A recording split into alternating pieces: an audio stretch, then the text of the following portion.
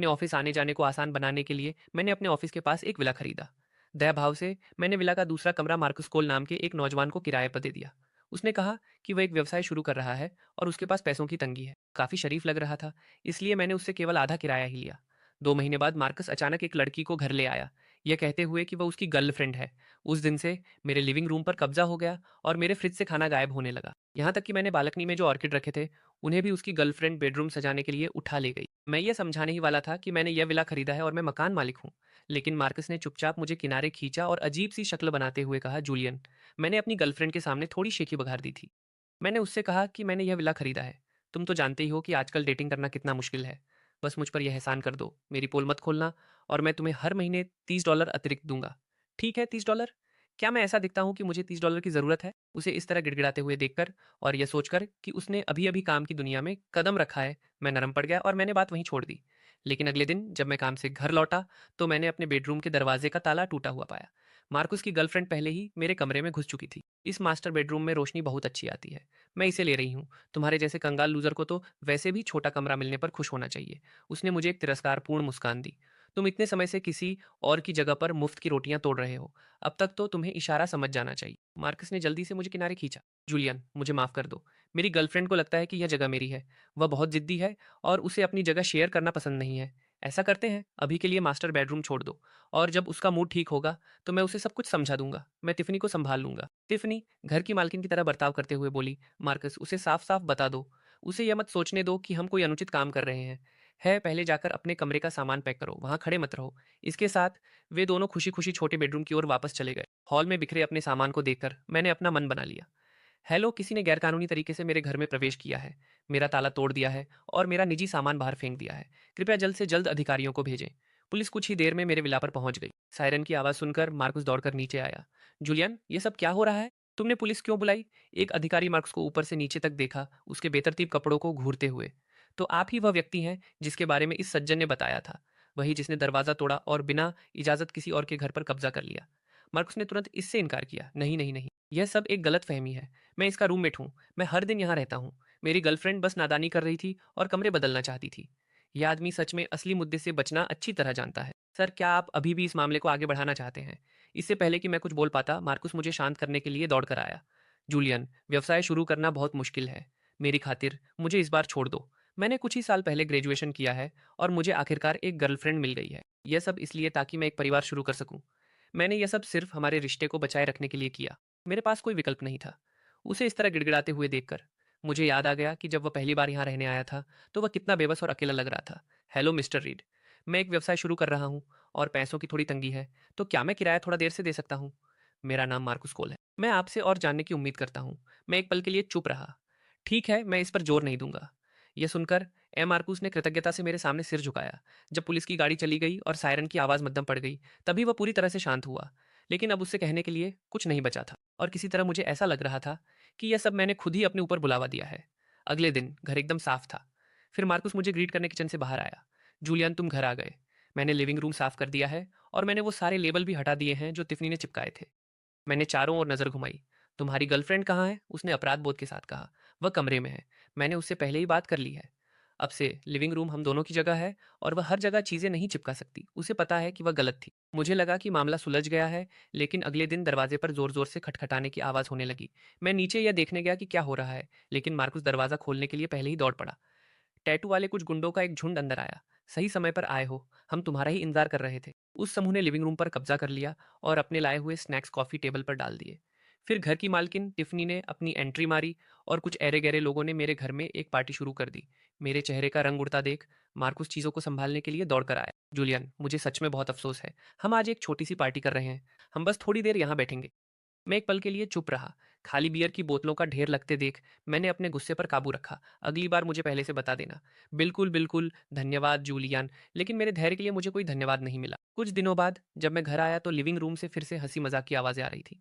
Hot pot का तेल हर जगह छिटका हुआ था और मार्कुस एक अच्छे मेजबान की भूमिका निभा रहा था। मुझे घर आया देख वह दौड़ कर आया और उसने मेरा मुंह ढक लिया। जूलियन, मुझे बहुत अफसोस है, उसने मुझे किनारे खींचते हुए कहा। टिफनी की सबसे अच्छी दोस्त अचानक से आ गई। मेरे पास तुम्हें पहले से बताने का समय नहीं था। ये एकदम आखिरी समय पर तय हुआ। सच में, मैं वादा करता हूँ कि 10 बजे तक सब चले जाएंगे। उन लोगों को मेरे हज़ारों डॉलर के सोफे को रौंदते हुए देखकर, जिस पर हर जगह तेल लगा था, मैंने फिर भी अपना आपा नहीं खोया। मार्क्स, सिर्फ इसी महीने में यह कितनी बार हो चुका है? जूलियन, मैं जानता हूँ, आखिरी बार। यह सच में आखिरी बार है। मैं कसम खाता हूँ कि अगली बार तुम्हें पहले से बता दूंगा। एक रोबोट की तरह मैं मुड़ा और अपने कमरे में वापस चला गया। मार्कस, आकर थोड़ा हॉट पॉट खा लो। अगर तुम इंतजार करोगे तो यह ठंडा हो जाएगा। हाँ हाँ, जल्दी आओ, तुम पर पहले ही हमारी एक ड्रिंक उधार है। मार्कुस मुस्कुराया और उसने इस पूरी बात को अपने दिमाग से निकाल दिया। उस दिन घर जाते समय मैंने उन्हें जल्दी बाहर निकालने की योजना बनाई। मैं यह बर्दाश्त नहीं कर सकता कि मैं अंदर आऊं और अजनबियों को फिर से मेरे घर में पार्टी करते हुए पाऊं। तुम सब अभी क्या कर रहे हो? मैं आज घर पर ही रहूंगा। क्या तुम लोग वहां शोर कम कर सकते हो? जूलियन, टिफनी और मैं बाहर गए हैं, हम घर पर नहीं हैं। हमारे जाने से पहले टिफनी ने चाबियां ले ली थी। अगर तुम्हारे पास चाबियां नहीं हैं तो क्या मैं तुम्हारे लिए ताले वाले को बुला दूं? मैं एक पल के लिए चुप रहा। कोई बात नहीं, मैं खुद कुछ सोच लूंगा। फोन काटने के बाद मैं घर की तरफ निकल पड़ा। लहराती हुई परछाइयाँ, चमकती हुई मूड लाइट्स और बजते हुए स्पीकर। मैं पहले ही पुलिस को बुलाकर उन सबको बाहर फिकवाना चाहता था, लेकिन मेरी समझदारी ने मुझे रोक लिया। पहले मैं ऊपर जाकर देखूं तो सही कि आखिर ये भीड़ कर क्या रही है। सौभाग्य से मैंने पहले ही एक अतिरिक्त चाबी बनवा ली थी और उसे कार में रखा था। मैंने चाबी पकड़ी और अंदर चला गया। जैसे ही मैंने दरवाज़ा खोला, धुएं और शराब की एक तेज गंध मेरे चेहरे से टकराई। बचा हुआ कचरा हर जगह फैला था और बोतलें फर्श पर लुढ़क रही थीं, जिसकी किसी को परवाह नहीं। वह गलीचा मेरी माँ ने खास तौर पर मेरे लिए चुना था, शुद्ध ऊन से हाथ से बुना हुआ। मैं अपनी चप्पल पहनकर भी उस पर कदम नहीं रखता। और वो मूनलाइट गॉज के पर्दे हैं जिन्हें मैंने बहुत सोच समझकर चुना था, और वो पौधे जिन्हें मैं हर दिन पानी देता हूँ, चाहे वे कितने भी बेकाबू क्यों ना हो जाएं, इसकी भी कोई हद होनी चाहिए। इस वक्त टिफनी की एक रानी की तरह खातिरदारी हो रही थी। उसके आसपास मौजूद हर व्यक्ति के चेहरे पर चापलूसी भरी मुस्कान थी। टिफनी, तुम बहुत खुशकिस्मत हो। तुम्हें इतना पैसे वाला बॉयफ्रेंड मिला है। मैंने पिछली बार यहाँ से गुजरते हुए इस विला को देखा था। मुझे लगा था कि यहाँ कोई बड़ा बॉस रहता है। किसे पता था कि यह तुम्हारे बॉयफ्रेंड का है ना? वह ना सिर्फ अमीर है, बल्कि तुम्हारे साथ कितना अच्छा बर्ताव करता है। तुमने बस इतना कहा था कि तुम्हें एक बड़ा विला चाहिए, और उसने तुम्हें तुरंत यहाँ शिफ्ट कर दिया। एक बार जब तुम बॉस की पत्नी बन जाओ, तो हम पुराने दोस्तों को भूलने की जरूरत मत करना। वे सब हंसने लगे। हाँ हाँ, हम सब टिफनी के साथ। उन्होंने जश्न मनाते हुए अपने गिलास उठाए, और ठीक तभी टिफनी की नज़र मुझ पर पड़ी। उसे यह समझ नहीं आ रहा था कि मैं, एक बिन बुलाए आदमी, उसके घर में आने की हिम्मत कैसे कर सकता हूँ। उसकी उलझन तुरंत गुस्से में बदल गई। वह अपने कूल्हों पर हाथ रखे हुए आगे बढ़ी और मुझे नीची नज़र से देखते हुए चिल्लाई, तुम घिनौने आदमी! हमारी पार्टी में छिपकर बातें सुनने की तुम्हारी हिम्मत कैसे हुई? ठीक तभी पास में शराब पी रहे गुंडों में से एक को कुछ गड़बड़ होने का एहसास हुआ। तिफनी, क्या हो रहा है? यह आदमी कौन है? यह अंदर कैसे आया? टैटू वाले आदमी ने भी बीच में बोलते हुए कहा। सही कहा, कोई अजनबी ऐसे ही कैसे अंदर घुस सकता है? तिफनी और भी ज्यादा निडर हो गई। यह बिल्कुल वही है जिसके बारे में मैं तुम्हें अभी बता रही थी।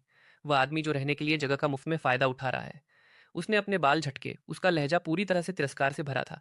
भीड़ ने हैरानी से मेरी तरफ देखा। तिफनी, तुम्हारा क्या मतलब है? क्या यह वह जगह नहीं है जहां तुम दोनों रहते हो? क्या यह आदमी किराएदार है? किराएदार? मैंने कभी नहीं कहा कि वह कमरा किराए पर लेता है। एक किराएदार किराया देता है। क्या इसने कभी किराया दिया है? यह बस यहाँ मुफ्त की रोटियां तोड़ रहा है। मेरे बॉयफ्रेंड की जगह का फायदा उठाना ही काफी नहीं है। अब यह हमारी पार्टी में छिपकर बातें भी सुनना चाहता है। एक नज़र में ही तुम बता सकते हो कि यह एक जोक है। टिफ़नी, तुमने यह बात पहले क्यों नहीं बताई? अगर हमें पता होता, तो हम लड़कों को पहले ही बता देते। हम तुम्हारे लिए दरवाजे पर पहरा रखा है। अगर तुम अपनी भलाई चाहते हो, तो इससे पहले कि कोई तुम्हें मजबूर करे, यहाँ से चले जाओ। मैंने ठंडेपन से कहा, तुम्हें किसने बताया कि यह मार्कस कोल का घर है? भीड़ एक पल के लिए शांत हो गई, फिर हंसी गूंज उठी। टिफ़नी ऐसे हंसी जैसे उसने सदी का सबसे बड़ा मजाक सुन लिया हो। उसका वाइन का गिलास लगभग गिरने ही वाला था। मेरे वाइन का गिलास, जरा इसे सुनो सुनो कि यह क्या कह रहा है। यह मुझसे पूछ रहा है कि मुझे किसने बताया कि यह मार्कस कोल का घर है। हाँ हाँ, मैं तो मरी जा रही हूँ। एक मुफ्तखोर असल में खुद को बड़ा चढ़ाकर पेश करने की कोशिश कर रहा है। वह मेरे सामने आत्मसंतुष्टि से घूरती हुई खड़ी हो गई, जैसे कि वह मुझे अपने रवैये से ही कुचल देना चाहती हो। उसने मुझे खुद बताया था, बिल्कुल। हाँ हाँ, तुम्हें लगता है कि मैं खूबसूरत हूँ, इसलिए तुम मेरे करीब आने के लिए हर मुमकिन कोशिश करते हो। तुम हर एक दिन मेरे बॉयफ्रेंड की जगह पर मुफ्त की रोटियां तोड़ते हो और जानबूझकर मेरे करीब रहने के मौके तलाशते हो। और उतना ही काफ़ी नहीं है, तुम हमारी पार्टी में छिपकर बातें सुनने के लिए वापस घुस भी आते हो। मैं तुम्हें बता दूं, मैं, टिफ़नी स्लोन, जिस आदमी से प्यार करती हूँ, वह केवल मेरे मार्कस जैसा एक सफल आदमी ही हो सकता है। क्या तुम्हें कोई अंदाज़ा भी है कि वह मेरे लिए कितना अच्छा है? यह विला उसका मेरे लिए किया गया अब तक का सबसे बेहतरीन वादा है। जैसे ही उसने यह कहा, वह ख्यालों में खो गई। एक बार जब हमारी शादी हो जाएगी, तो यह हमारे शादी का घर होगा, तुम्हारे जैसा आदमी। मैं तुम्हें एक नज़र भी देखना पसंद नहीं करूंगी। अभी बाहर निकल जाओ। टिफ़नी स्लोन, तुम्हारे अंदर अभी भी मेरा नाम लेने की हिम्मत है? इसे सुनो, इसका क्या मतलब है? साफ तौर पर गलती इसकी है, और अब यह मुझे दोष दे रहा है। क्या आप सभी जानते हैं कि यह आदमी कितना बुरा है? यह हर दिन मेरे बॉयफ्रेंड की जगह पर मुफ्त की रोटियां तोड़ता है। हम इससे पीछा नहीं छुड़ा सकते। मैंने अपने हाथों से मार्कस के लिए जो लंच बॉक्स बनाए थे, जिन्हें मैंने फ्रिज में रखा था, वे हर बार गायब हो जाते हैं। ज़रूर यही उन्हें चुरा कर खा रहा होगा। और बालकनी में जो ऑर्किड हैं उनके गमले खोद दिए गए हैं और सब कुछ अस्त व्यस्त कर दिया गया है। किसे पता कि वह क्या ढूंढ रहा है। मैंने उसे थोड़ी इज्जत बख्शी और कहा कि वह मार्कस की जगह पर मुफ्त की रोटियां तोड़ना बंद करे, और सोचो क्या हुआ।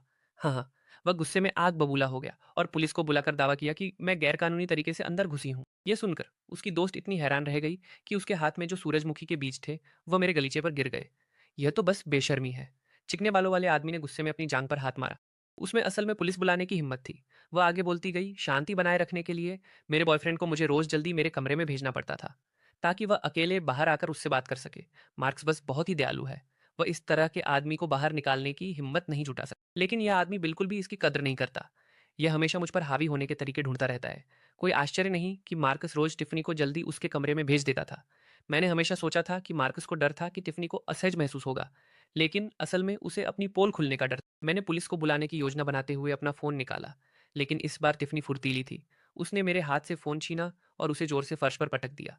तुम ऐसा नाटक कैसे कर सकते हो? यह मेरे बॉयफ्रेंड का विला है। तुम्हारे जैसा एक मुफ्तखोर पुलिस को बुलाकर नाटक कर रहा है। तुम्हें लगता है कि पुलिस तुम्हारी बात मानेगी? मैंने फ़ोन उठाया, वह पहले ही टूट चुका था।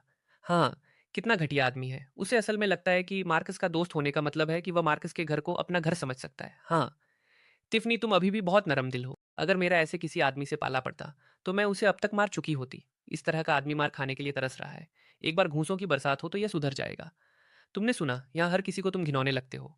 जैसे ही तिफनी ने मेरा मजाक उड़ाया, उसकी नज़र मेरी कलाई पर बंधी शानदार घड़ी पर पड़ी। ओह, वह घड़ी सस्ती नहीं लगती। तुमने इसे कहाँ से चुराया? मैंने उसे घड़ी वापस देने के लिए कहा। ओह, इतना घबराए हुए क्यों हो? लगता है यह घड़ी काफ़ी महंगी है। मेरा गुस्सा पहले ही अपनी हदें पार कर चुका था। यह बहुत महंगी नहीं है, लेकिन मेरे लिए यह सब कुछ है। इसे अभी वापस दो। हाँ, यह तो बस कबाड़ घड़ी है। इतना हंगामा किस बात का? उसने अपने हाथ के एक झटके से उसे फर्श पर फेंक दिया। शीशा एक तेज आवाज के साथ जमीन पर गिरा और टूट गया। और जैसे ही मैंने अपने पिता की आखिरी निशानी को टूटते हुए देखा, मेरी आंखें गुस्से से लाल हो गईं। उसके आसपास की भीड़ और भी जोर से हंसने लगी। खैर, यह कबाड़ घड़ी आखिरकार वहीं पहुंच गई जहां उसे होना चाहिए। हाँ, तुम घिनौने आदमी। यह तो बस एक टूटी हुई। इससे पहले कि वह अपनी बात पूरी कर पाती, मैंने उसके चेहरे पर जोरदार थप्पड़ जड़ दिया। मेरा शरीर मेरे दिमाग से भी तेज चला, लेकिन मुझे इसका कोई पछतावा नहीं है। जैसे ही टिफनी को एहसास हुआ कि अभी अभी क्या हुआ है, उसके चेहरे पर आंसू बहने लगे। तुम्हारी मुझे मारने की हिम्मत कैसे हुई? तुम घिनौने आदमी, तुमने मुझे मारा।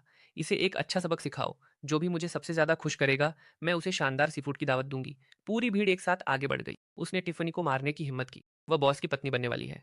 हाँ, उसने सिर्फ तुम्हारी टूटी हुई घड़ी तोड़ी थी। इसमें इतना भड़कने वाली क्या बात है? यह शायद वैसे भी सड़क के किनारे किसी दुकान से ली गई कोई नकली चीज होगी। यह किसी और आदमी की गर्लफ्रेंड को नहीं फंसा सका, तो अब यह अपना आपा खो रहा है और उसे मार रहा है। इन लोगों की बातों से मेरी मुट्ठियां कस गईं। तुम इसके लिए पछताओगे।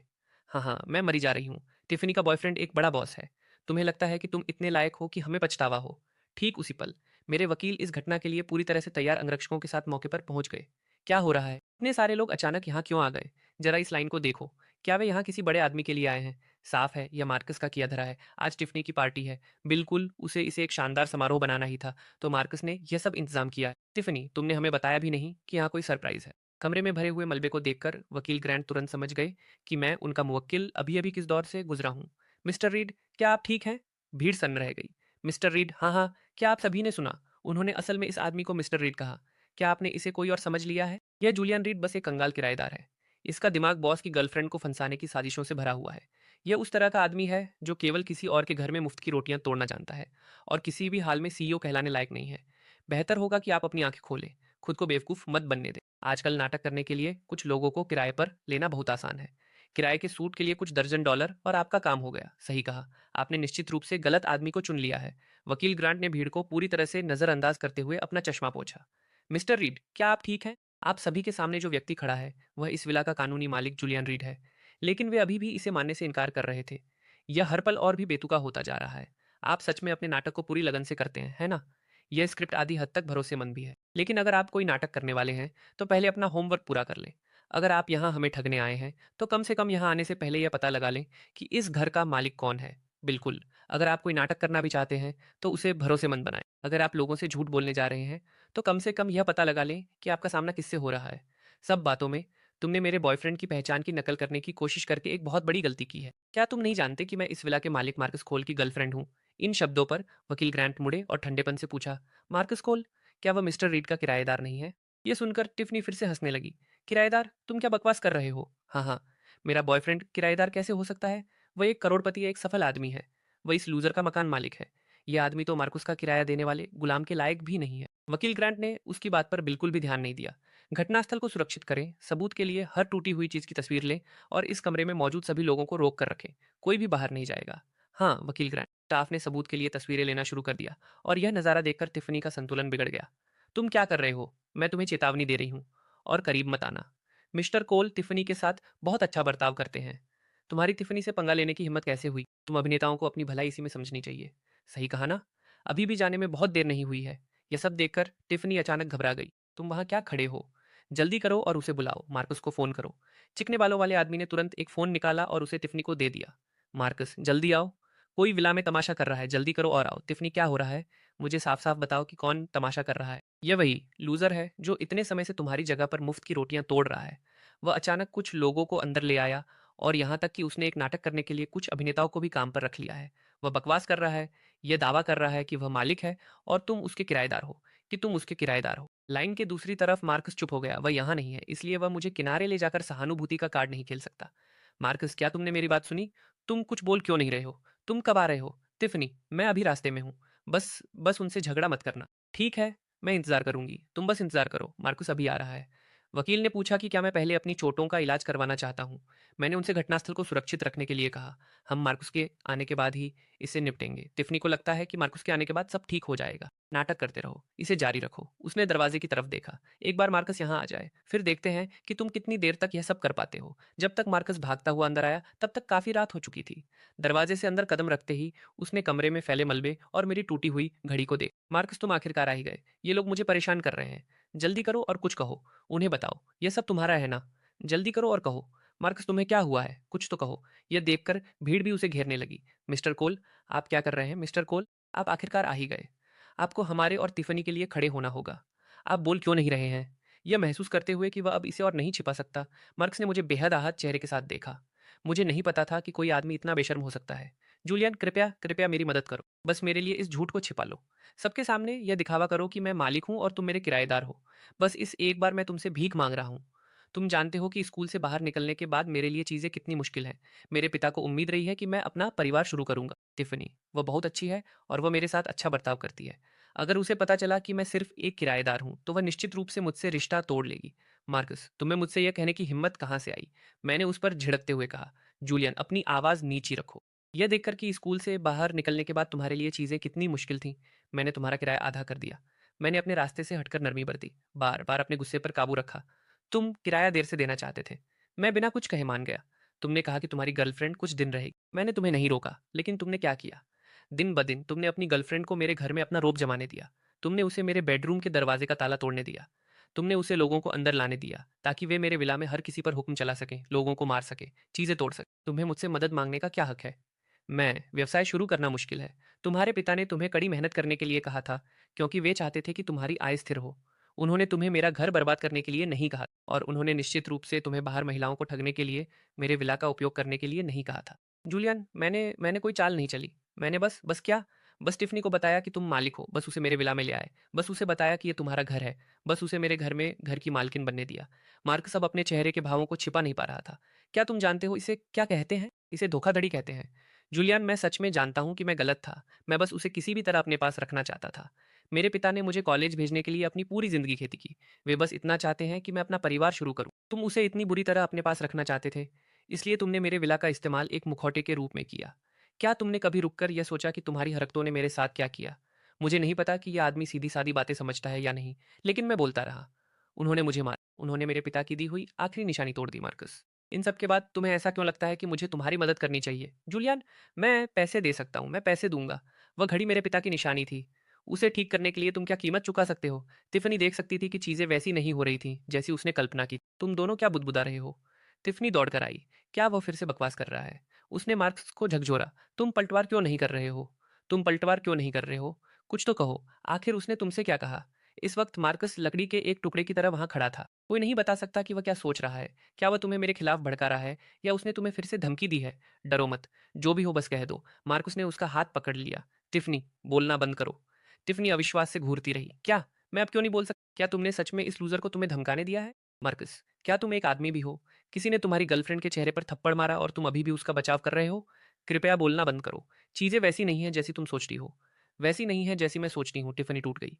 फिर वे क्या हैं? क्या यह सच में वैसा ही है जैसा इस लूज़र ने कहा था कि तुम इसके किराएदार हो? मार्कस ने कुछ नहीं कहा। टिफ़नी को लगा कि कुछ गड़बड़ है, लेकिन फिर भी वह इस पर विश्वास नहीं कर पा रही थी। इतने बेतुके शब्द केवल एक मुफ्तखोर के मुंह से ही निकल सकते हैं। मार्कस, जल्दी करो और उन्हें सबक सिखाओ। हमें जोर से बताओ कि यहाँ मालिक कौन है और किराएदार कौन है। हाँ, मिस्टर कोल, घोषणा करें कि आप वास्तव में कौन हैं। उन्हें दिखाएं कि अपनी औकात में रहने का क्या मतलब होता है। हाँ, कहो मार्कस। जैसे कि उसके गले में सुई फंस गई हो। बेहद अनिच्छा के साथ शब्दों को बाहर निकाला। वे जो कह रहे हैं वह सच है। टिफ़नी की आंखें लाल हो गईं। तुमने क्या कहा? मार्कस ने मुश्किल से इसे दोहराया। जूलियन ने जो कहा वह सच है। वह इस विला का मालिक है, यह घर उसका है। जैसे ही टिफ़नी ने यह सुना, उसकी आंखों से आंसू छलक पड़े। मैं उसका किराएदार हूँ। यह सदमा टिफ़नी के लिए बहुत बड़ा था। वह सोफे पर गिर पड़ी। चिकने बालों वाले आदमी और स्नैक्स खाने वाली महिला भी सदमे में सन रह गए। नहीं, नहीं, ऐसा नहीं हो सकता। तुम मुझसे झूठ बोल रहे होगे मार्कस। टिफ़नी, मुझे माफ़ कर दो। मेरा इरादा तुम्हें धोखा देने का नहीं था। मैं बस तुम्हें बहुत पसंद करता। मुझे डर था कि अगर तुम्हें पता चल गया कि मैं सिर्फ़ एक किराएदार हूँ, तो तुम मुझे नीची नज़र से देखोगी। इसलिए मैंने झूठ बोला। तो तुम सच में इतने समय से मुझसे झूठ बोल रहे थे। सच ने टिफ़नी को इतनी ज़ोर से मारा कि वह अभी भी इसे स्वीकार नहीं कर पा रही थी। तुमने मुझसे कहा था कि तुम एक सफल उद्यमी हो। तुमने कहा था कि तुम एक बड़े विला में रहते हो। तुमने कहा था कि तुम एक करोड़पति बॉस हो। तुमने कहा था कि तुम मुझे अपने विला में रहने के लिए ले जा रहे हो, जबकि असल में तुम बस किसी से एक कमरा किराए पर ले रहे थे। गर्व से भरी घमंडी टिफ़नी को अचानक लगने लगा कि छिपने के लिए कोई भी गड्ढा काफ़ी गहरा नहीं है। तुमने मुझसे मेरे दोस्तों के सामने वो सारी बातें कहलवाईं। अब यह सब एक मज़ाक है। यह सब एक मज़ाक है। क्या तुम्हें पता है कि मैंने अपने दोस्तों से क्या कहा था? मैंने कहा था कि मेरा बॉयफ्रेंड एक बॉस है, एक सफल आदमी है, एक ऐसा आदमी जिसके पास अपनी संपत्ति है। वो तस्वीरें जो तुमने मेरी इस विला के ठीक सामने खड़े होकर खींची थी, मैंने उन्हें अपने लड़कियों के ग्रुप चैट में भेजा था। अपनी माँ को भेजा था, अपने हर एक दोस्त को भेजा था। उन सब ने कहा था कि मैं खुशकिस्मत हूँ, कहा था कि मेरे हाथ खजाना लग गया है। और अब तुम मुझे बता रहे हो कि तुम सिर्फ एक किराएदार हो। मैं अपने दोस्तों का सामना कैसे करूंगी? मैं किसी का भी सामना कैसे करूंगी? उन दोनों को मेरे घर में चिल्लाते और पसीना बहाते हुए देखकर मैंने चीज़ों को आगे बढ़ाया। ठीक है, बहुत हो गया। तुम लड़ना चाहते हो, तुम चिल्लाना चाहते हो। तुम्हारे पास बाद में काफ़ी समय होगा। लेकिन अभी कुछ चीज़ें हैं जिन्हें हमें साफ करने की ज़रूरत है। पहला, मेरी इजाज़त के बिना तुमने मेरे बेडरूम का ताला तोड़ा और उसे नुकसान पहुंचाया। यह गैरकानूनी प्रवेश है। दूसरा, तुमने बिना इजाज़त मेरी लिविंग रूम का इस्तेमाल अपनी पार्टियों के लिए किया, जिससे अंदर के फर्नीचर और सामान को भारी नुकसान हुआ। यह गैरकानूनी कब्जा है। तीसरा, तुमने अपनी असली पहचान छिपाई और किसी दूसरे व्यक्ति को भावनात्मक रूप से धोखा देने के लिए मेरे विला का मुखौटे के रूप में इस्तेमाल किया। यह धोखाधड़ी है। चौथा, यह मेरे पिता की आखिरी निशानी है और तुम्हारी गर्लफ्रेंड ने इसे तोड़ दिया है। तुम इससे भी बचकर नहीं निकल सकते। मार्कस घबरा गया। जूलियन, जूलियन, मेरा यह मतलब नहीं था। कृपया मुझे इस बार छोड़ दो। मैं पैसे दूंगा। मैं कसम खाता हूँ कि मैं पैसे दूंगा। मैं तुम्हें अपनी पूरी महीने की सैलरी दे दूंगा। तुम जो भी रकम कहोगे, उठो। मार्कस ने इसे एक जीवन रेखा की तरह पकड़ लिया। जूलियन, तुम मुझे माफ़ करने के लिए तैयार हो, माफ़ करना। नहीं, मैं तुम्हें बस इतना कह रहा हूँ कि जब तुम बोलो तो सीधे खड़े रहो। जहाँ तक इस बात का सवाल है कि इसे कैसे संभालना है, वह पुलिस का मामला है। इस पल से मेरी तरफ से तुम्हें कोई खास छूट नहीं मिलेगी, सिर्फ इसलिए कि तुम्हारी ज़िंदगी मुश्किल है। यह महसूस करते हुए कि चीज़ें किस तरफ जा रही हैं, टिफ़नी मेरे प्रति बेहद सम्मानजनक हो गई।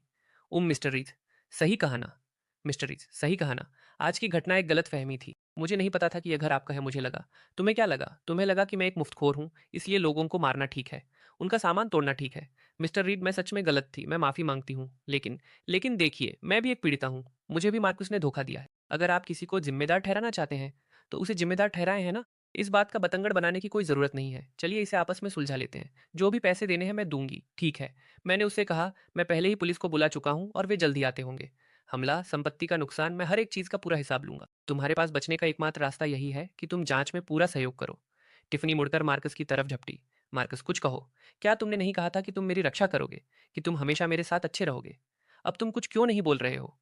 मार्कस ने एक कड़वी मुस्कान दी। मैं खुद अपनी रक्षा नहीं कर सकता। मैं तुम्हारी रक्षा कैसे करूँगा? जल्द ही पुलिस घटनास्थल पर पहुंच गई। अधिकारी, इन लोगों ने सबके सामने मुझे बदनाम किया और मुझ पर हमला किया। मेरे विला में तोड़फोड़ की और मेरे फर्नीचर को नष्ट कर दिया। अधिकारी ने चारों ओर फैले मलबे को देखा। वे मेरे कलेक्शन की सारी शराब पी गए। उन्होंने मेरे पिता की निशानी तोड़ दी। इनमें से हर एक चीज़ के लिए मैं किसी भी मध्यस्थता से इनकार करता हूँ। मैं चाहता हूँ कि इस मामले को गंभीरता से लिया जाए। समझ गया। घटनास्थल का रिकॉर्ड बनाए, सभी को हिरासत में ले। अब जाकर टिफ़नी को एहसास हुआ कि यह कितना गंभीर है और उसके तथाकथित दोस्तों ने तुरंत खुद को अलग कर लिया। अधिकारी, मैंने कुछ नहीं किया। मैं तो बस यहाँ पार्टी के लिए आया था। हाँ, हाँ, हाँ, हमें तो बस गाने के लिए बुलाया गया था। हमारा इससे कोई लेना-देना नहीं है, टिफ़नी ही थी जिसने हमें बुलाया था। लेकिन अधिकारियों ने उनकी बातों पर कोई ध्यान नहीं दिया और उन सभी को थाने ले गए। मार्कस ने विला के गर्म रोशनी वाले दरवाजे की तरफ पीछे मुड़कर देखा और एक लंबी आह भरी थाने में। जब पुलिस ने नुकसान का आकलन पूरा किया, तो कुल रकम 2 लाख युआन, लगभग $28,000 बनी। कृपया जाँच कर लें, मैंने इस पर सरसरी नज़र डाली, यह ठीक लग रहा था और मैंने हस्ताक्षर कर दिए। $28,000। यह कैसे संभव है? हमने बस कुछ बोतल शराब ही तो पी थी। उसकी कीमत इतनी ज़्यादा कैसे हो सकती है? और सोफ़े और गलीचे का इल्ज़ाम हम पर कैसे लगाया जा रहा है? किसे पता कि वे पहले से ही गंदे नहीं थे? है, अधिकारी, हमें यहाँ टिफ़िन ने धोखा देकर बुलाया था। देखिए, हमने सच में कुछ नहीं किया। क्या आप हमें थोड़ी छूट दे सकते हैं? जब वे मुआवजे को लेकर बहस कर रहे थे, मैं मुड़ा और तिफ़नी की तरफ चला गया। तुम तो पहले से ही इतने अमीर हो। तुम मेरे जैसे इंसान से क्यों उलझ रहे हो? एक बड़ा आदमी एक जवान औरत से पैसों के लिए बहस कर रहा है। अगर यह बात बाहर गई तो अच्छी नहीं लगेगी, है ना? मैं हँस पड़ा। सही कहा, बिल्कुल। यह सब बस एक गलतफ़हमी थी। हमें इस तरह घेरने की कोई ज़रूरत नहीं है। यह देखकर कि मौका मिलते ही ये लोग कितनी जल्दी हावी होने लगते हैं, मैंने पलटकर जवाब दिया। जब तुम लोग शराब पी रहे थे और लोगों को मार रहे थे, तब तुम इतने विनम्र नहीं थे। अब तुम्हारे कहने का क्या मतलब है? मुझे इसे भूल जाने के लिए कह रहे हो? तमाशा करने की हिम्मत थी, लेकिन इसकी कीमत चुकाने की हिम्मत नहीं है। स्नैक्स खाने वाली महिला ने तुरंत दोष मढ़ना शुरू कर दिया। यह सब इसलिए है क्योंकि तुम्हें सही बात नहीं पता थी और तुमने बकवास करना शुरू कर दिया। हम और तुम लगातार यह दावा करती रही कि तुम इस विला की होने वाली मालकिन हो। तुमने हम सभी को धोखा दिया। क्या तुम्हें कोई शर्म नहीं है? बिल्कुल, मैं तुम्हें किस बात के पैसे दूं? तुमने हमें इस तरह फंसाया। अगर तुमने हमें विला में आमंत्रित नहीं किया होता, तो हम इस मुसीबत में कैसे पड़ते? तुम वो पूरे 28,000 अकेले चुका सकती हो। सही कहा, तुम्हारी समस्या, तुम्हारा बिल। हमें इसमें घसीटने के बारे में सोचना भी मत। टिफ़नी ने आखिरकार इन धोखेबाज चेहरों की असलियत देख ली। तुम नीच लोगों में अभी भी मेरे बारे में बात करने की हिम्मत है। जब तुम्हें लगा था कि मैं घर की मालकिन हूँ, तो तुम सब मेरी चापलूसी कर रहे थे। तुम हर एक दिन मेरी पोस्ट लाइक करते थे। तुम मुझसे नौकरियां दिलाने की भीख मांगते थे। तुम चाहते थे कि मैं तुम्हें हाई लाइफ दिखाऊं। और अब जब मुसीबत आई तो तुम एक एक करके मेरे खिलाफ हो गए। तुम्हारे जैसे चरित्र वालों को देखकर कोई भी कह सकता है कि तुम सब पैदा ही नौकर बनने के लिए हुए हो। तुम किसे नौकर कह रही हो? स्नैक्स खाने वाली महिला गुस्से से लाल हो गई। यहाँ सबसे बड़ी धोखेबाज तुम हो। इसे दोबारा कहना, नौकर, तुम नौकर हो। तुम्हारा पूरा परिवार नौकर है। सब शांत हो जाओ। अधिकारियों ने झगड़ते हुए समूह को अलग किया, लेकिन वे एक दूसरे पर भौंकते रहे, समझौता करने से इनकार करते रहे। पुलिस ने निगरानी फुटेज चलाकर दिखाया। विला में यह भीड़ अभी की तुलना में कहीं ज्यादा हंगामा कर रही थी। वे तुरंत चुप हो गए। लेकिन मार्कस, जिसने अब तक एक शब्द भी नहीं कहा था, आखिरकार बोला, जूलियन रीड। मैंने मुड़कर उसके उस मासूम मुखौटे को फिर से देखा। जूलियन, इस बात को बिल्कुल आखिरी हद तक ले जाने की कोई जरूरत नहीं है, है ना? मैं तुमसे भीख मांग रहा हूँ। मेरे लिए व्यवसाय शुरू करना कितना मुश्किल रहा है, बस इस बात की खातिर मुझ पर यह एक एहसान कर दो। टिफनी को जाने दो। मैं एक पल के लिए चुप रहा। मुझ पर एहसान? मार्कस, क्या तुम में जरा सी भी शर्म है? क्या तुम्हें सच में लगता है कि मेरे सामने तुम्हारी कोई इज्जत बची है? वह लाइन जो हमेशा उसके होठों पर रहती थी। व्यवसाय शुरू करना मुश्किल है। इस पल में वह अपना पूरा जादू खो चुकी थी। आज से तुम बाहर हो, अभी भी किसी और के लिए गुहार लगाने के मूड में हो। तुम्हारे लिए यही बेहतर होगा कि तुम यह सोचो कि खुद को कैसे बचाया जाए। इन शब्दों के साथ मैं मुड़ा और पुलिस स्टेशन से बाहर निकल गया और उस हवेली के मालिक और मालकिन को एक दूसरे की बाहों में रोने के लिए छोड़ दिया। यह तमाशा आखिरकार खत्म हो गया। अपनी कार में वापस आकर मैंने शांति के कुछ दुर्लभ पलों का आनंद लिया। स्टेशन के अंदर उपद्रवी मदद के लिए अपने परिवारों को बुलाने की तैयारी कर रहे थे। अब तुम किस मुसीबत में पड़ गई हो? मैंने तुम्हें कितनी बार बताया है? स्नैक्स खाने वाली महिला ने एक के बाद एक नंबर डायल किए, इस उम्मीद में कि कोई उसे जमानत पर छुड़ा लेगा। जब उसकी माँ ने फोन उठाया, तभी वह आखिरकार टूट गई और फूट फूट कर रोने लगी। टैटू वाले आदमी ने अपने बड़े भाई को फ़ोन किया। जब उसने सुना कि उसके भाई ने उसे, जो अब एक बहुत बड़ी मुसीबत बन चुका था, पूरी तरह से छोड़ दिया है, तो वह अपना चेहरा छिपाकर रोने से खुद को नहीं रोक पाया। चिकने बालों वाले आदमी ने मदद मांगते हुए एक संदेश भेजा। जैसे ही उसके परिवार को पता चला कि उसने परेशानी खड़ी कर दी है, उन्होंने उसी वक्त उससे सारे रिश्ते तोड़ लिए। टिफनी अपने हाथ में मुआवजे का वह भारी भरकम बिल घूरती रही और आखिरकार फूट पड़ी। मार्कस, यह सब तुम्हारी वजह से है, तुम्हें मेरी जिम्मेदारी लेनी होगी। मार्कस ने एक कड़वी हंसी हंसी। तुमने कहा था कि तुम मेरी रक्षा करोगे, तुमने कहा था। वह आदमी अपनी जगह से नहीं हिला। पलक झपकते ही कोर्ट की तारीख आ गई। अपने खुद के गलत कामों के लिए मार्कस ने उन परिणामों को भुगता जिनका वह हकदार था। टिफनी को भी उसके किए की सजा मिली। जैसे ही मैंने कोर्ट हाउस के दरवाजे खोले, सब खत्म हो चुका था और मुझे अपनी अमीर जिंदगी में वापस जाना था। एकमात्र चीज जिसे मैं जाने नहीं दे सकता था, वह थी मेरे पिता की छोड़ी हुई घड़ी। सर, क्या आप इसे देख सकते हैं? क्या इसे ठीक किया जा सकता है? बूढ़े घड़ीसाज ने एक आवर्धक लेंस के जरिए इसे ध्यान से देखा। मूवमेंट खराब हो गया है। शीशा बदला जा सकता है। सुइयों को फिर से अलाइन किया जा सकता है, लेकिन ये दरारें बहुत गहरी हैं। ये केस के अंदर तक चली गई हैं। इसे पूरी तरह से वैसा नहीं बनाया जा सकता जैसा यह था। मैंने टूटे हुए डायल पर अपनी उंगलियां फेरी। जो ठीक कर सकते हैं वो कर दीजिए। मैंने एक हल्की सी मुस्कान दी। जो ठीक नहीं किया जा सकता उसे ठीक करने की ज़रूरत नहीं है। बूढ़े आदमी ने समझदारी से सिर हिलाया। आजकल मरम्मत के लिए लाई जाने वाली किसी भी घड़ी के साथ कोई न कोई कहानी ज़रूर जुड़ी होती है। घड़ी की दुकान से बाहर निकलते हुए मैंने धूप से नहाई, घास की खुशबू वाली हवा में गहरी सांस ली और अनजाने में अपनी कलाई की तरफ देखा, जहाँ वह घड़ी अब नहीं थी। उस समय मेरे पिता ने कहा था कि उनके पास मेरे लिए छोड़ने को कोई कीमती चीज़ नहीं है, बस यह घड़ी है। उन्होंने मुझे इसे संभाल कर रखने को कहा था। जिंदगी में सबसे ज़रूरी चीज़ यह नहीं है कि आप कितना पैसा कमाते हैं, यह इस बारे में है कि क्या आप खुद की नज़रों में सही साबित हो पाते हैं। मैं उस समय को याद करता हूँ जब मार्कुस पहली बार आया था। जूलियन, मैं अभी अपना व्यवसाय शुरू कर रहा हूँ। पैसों की तंगी है। और मैं उस समय को याद करता हूँ जब टिफ़नी मेरे घर पर राज कर रही थी। उस पूरे समय में मैंने खुद को बहुत निराश किया था। पिताजी, आज मैं आखिरकार अपनी नज़रों में सही साबित हुआ। मैंने घड़ी को वापस अपनी कलाई पर सरका लिया। अगली सुबह मेरा घर फिर से वैसा ही हो गया, जैसा वह हुआ करता था। साफ फर्श, एक सुव्यवस्थित लिविंग रूम, जीवंत हरे पौधे, एक ताज़ा हवा और अंदर आती हुई गर्म धूप। अब सब कुछ ठीक है। मैंने एक गहरी सांस ली। जो सुधारा जाना था वह सुधारा जा चुका है। यकीनन बहुत ज़्यादा नरम दिल होने का कोई फ़ायदा नहीं होता।